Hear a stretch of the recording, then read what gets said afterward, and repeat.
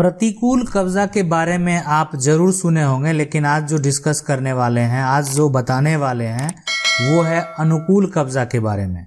तो चलिए समझते हैं इस अनुकूल कब्जा को। देखिए ये उमेश सिंह है और उमेश सिंह का ये ज़मीन है इसलिए कि ये 1908 से लेकर 1970 तक इसके मालिक हैं।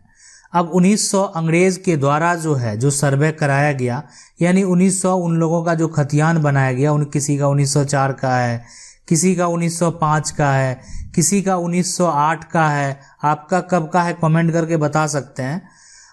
1900 हो सकता है 12 का हो। तो ये अंग्रेज के द्वारा सर्वे कराकर एक जो है जमीन, जितने भी जमींदार थे जिनके पास कुछ ना कुछ भूमि था, उसका जो है सर्वे कराकर अंग्रेज के द्वारा खतियान बना दिया गया।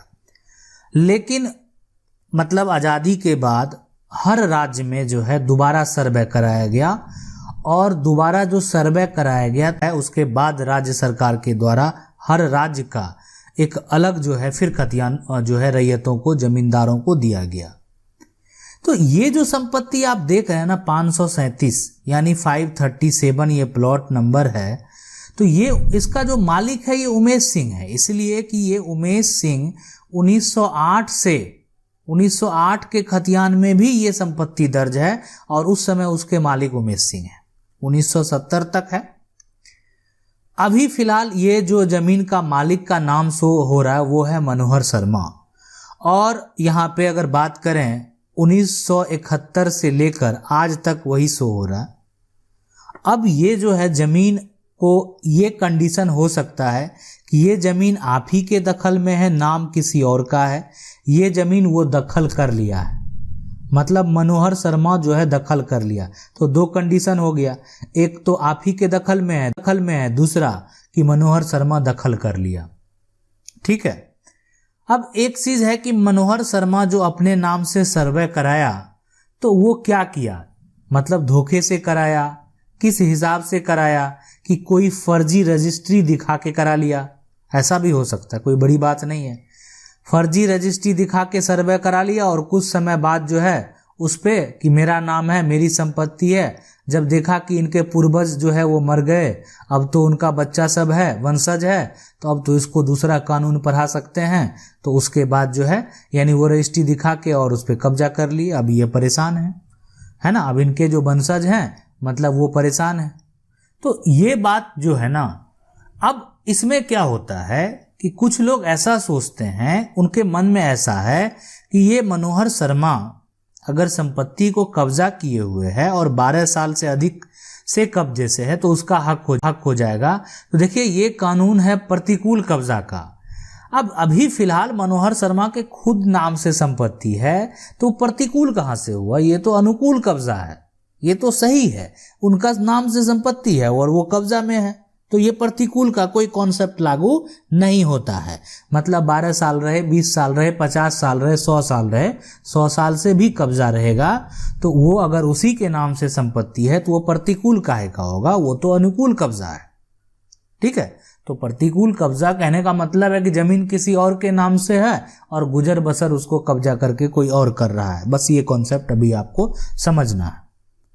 अब इसमें जो कंडीशन ये बनता है कि अगर ये जो है आप ही के दखल में संपत्ति है और ये जो है दूसरे के दखल में, दोनों के लिए अब जो है ये सुधार का प्रक्रिया पहले दिया गया था, ऐसा नहीं कि पहले नहीं दिया गया था। पहले ये सुधार का प्रक्रिया, सुधार करने का पहले नियम जो है वो था, अब नहीं है। पहले ये जो है एक तरह से आप आसानी से करवा सकते थे, लेकिन पूर्वज को उतना हो सकता है जानकारी नहीं हो और उतना कागज को निकालना भी आसान नहीं होता था। आप ये भी समझिए कि जब आज का जो समय है और अगर आप पहले कुछ दिन का समय अगर आप देखे होंगे तो कितना फर्क हो गया, और अगला आने वाला जो एक तरह से 2050 होगा वो कैसा होगा, तो आप समझ सकते हैं कि कितना चेंजेज हो जाएगा। जो अब अगर बात करें, हम लोग अपनी एजुकेशन में कभी मोबाइल फ़ोन नहीं देखे, आज वो देखिए यहाँ पे हर चीज़ उसको आदमी यूज कर रहा है। तो आने वाले समय में चेंजेस तो नहीं, तो आज का समय और पहले के समय में फ़र्क तो है। तो अभी इस बात को आपको समझना जो है ज़रूरी है कि अगर इस केस में जो अगर ऐसा सुधार कराना चाहते हैं अभी के समय में, तो उनको सिविल कोर्ट का सहारा लेना पड़ेगा। मतलब सिविल कोर्ट में आपका सुधार होगा, बस ये आपको समझना है।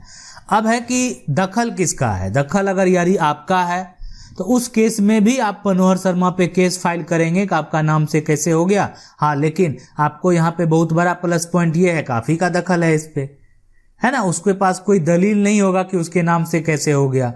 अगर होगा भी, है ना, तो जो भी अगर वो सही हुआ, अगर कोई दलील होगा, मान लेते हैं रजिस्ट्री हो, तो सही होना चाहिए, वो लीगल होना चाहिए, वो कार्यालय में रजिस्टर होना चाहिए। सिर्फ वो दिखा देना कि मेरे पास जो है दस्तावेज है, तो उससे तो नहीं होगा, वो रजिस्टर होना चाहिए।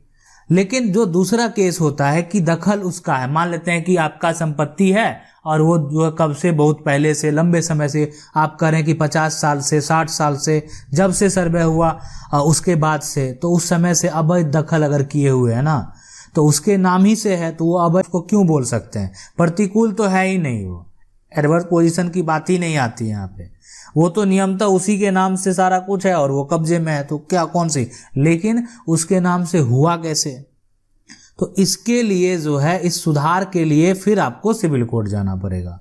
और सिविल कोर्ट में उमेश सिंह के द्वारा, ठीक है, अब इसको एक बार हटाते हैं, जो है ना, उमेश सिंह के द्वारा इस सिविल कोर्ट में टीएस फाइल करना होगा। टाइटल सूट ये केस है। टाइटल सूट में आपको ये बताना होगा कि आप इस संपत्ति के पुराने मालिक हैं और ये गलत तरीके से मनोहर शर्मा के द्वारा इसमें जो है कि सर्वे हो गया, ठीक है, और वो जो है जबरन बलपूर्वक उसको दखल कर लिया।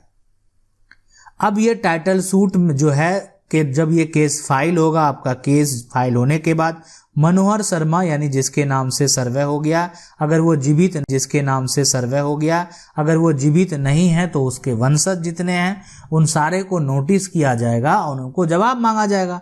अगर वो जवाब देने के लिए कोर्ट में हाजिर नहीं होता है तो ऐसे भी सर्वे टूट जाएगा, इसलिए कि केस का जो डिग्री है वो आपके फेवर में हो जाएगा। हाँ, लेकिन मनोहर शर्मा के वंशज या मनोहर शर्मा अगर खुद जीवित हैं तो वो अगर आके कोर्ट में ये जवाब देंगे कि उनका ये सर्वे कैसे हुआ। अगर उनके पास कोई पुख्ता प्रूफ है तो वो बताएंगे। मौखिक कुछ नहीं चलता है। जो एक तरह से लैंड जो है कोई दूसरा व्यक्ति उसका मालिक बन जाता है तो पहले भी उसको जो है रजिस्ट्री करने का, ठीक है, पहले भी नियम था, अभी भी नियम है। उस समय रजिस्ट्री हो गया, दान हो गया या अन्य तरीके से कोई दस्तावेज आपका बना कि नहीं बना, जो लीगल है, जो सही है, जो रजिस्टर होना चाहिए। मौखिक तौर पे आप एक कागज लेके चले आइएगा, देखिए इसमें लोगों का साइन है, ये दे दिया गया, तो उसका कोई मान्यता नहीं होगा। आप बहुत पुराना एक दस्तावेज लेके आते हैं कि ये दे दिया गया, या आप बोलेंगे कि बहुत लोग मान लेते हैं स्टाम्प पे रजिस्ट्री करा लिए हैं, तो आपको क्या लगता है स्टाम्प पे रजिस्ट्री करा लेने का कोई नियम तो नहीं है, तो भी वो टूटेगा। जब वो नियम ही नहीं है और आप उसको करा लिए, अब उस नियम के तहत आप बोल रहे हैं कि आप उसके मालिक हैं, तो आगे आने वाले समय में जैसे ही आप पर टाइटल सूट किया जाएगा, वो दलील लेके आप आएंगे भी तो उसका जो है उसको फर्जी करार दिया जाएगा, इसलिए कि वो रजिस्टर नहीं है, वो कहीं भी रिकॉर्ड में जो है, सरकार के रिकॉर्ड में कहीं भी दर्ज नहीं है।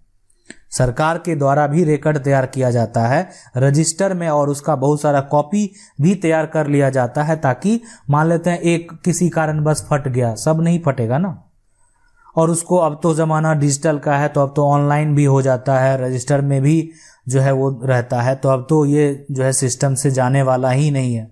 जिस तरह से बैंक में आपका पैसा सुरक्षित है, उसी तरीके से ये ऑनलाइन ज़मीन, अगर संपत्ति या जो भी आपका है, घर, मकान, दुकान, जो आपका ऑनलाइन दर्ज है संपत्ति के रूप में, वो वैसे ही सुरक्षित है। तो अब तो ज़माना दूसरा है, लेकिन अगर पहले आपके नाम से, इस मनोहर शर्मा के नाम से कोई दस्तावेज बना तो सरकार के रिकॉर्ड में तो मिलना चाहिए।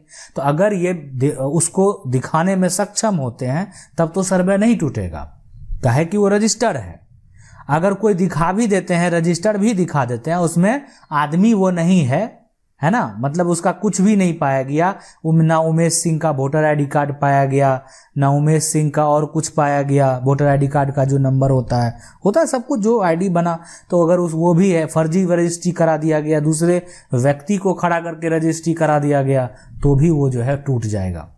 टूटना वो भी तय है। तो भी जो है वो टूटना तय है। बस ये आप माइंड में सेट कर लें कि सर्वे अगर किसी दूसरे व्यक्ति के नाम से आपका संपत्ति हो गया है, आपके दखल में है, तो भी आप टाइटल सूट कीजिए, दूसरे के दखल में है तो भी आप टाइटल सूट कीजिए, और उस केस में आप जीतेंगे। आपका क्यों न मामला 50 साल पुराना हो, 100 साल पुराना हो, आपको अपना हक जरूर वापस मिलेगा। आशा करते हैं वीडियो अच्छा लगा होगा। वीडियो अच्छा लगा, वीडियो को लाइक जरूर कर दीजिएगा, और चैनल को पहली बार देख रहे हैं तो सब्सक्राइब करके जो बेल आइकन है उसको जरूर दबा लीजिए। मिलते हैं अगले वीडियो में।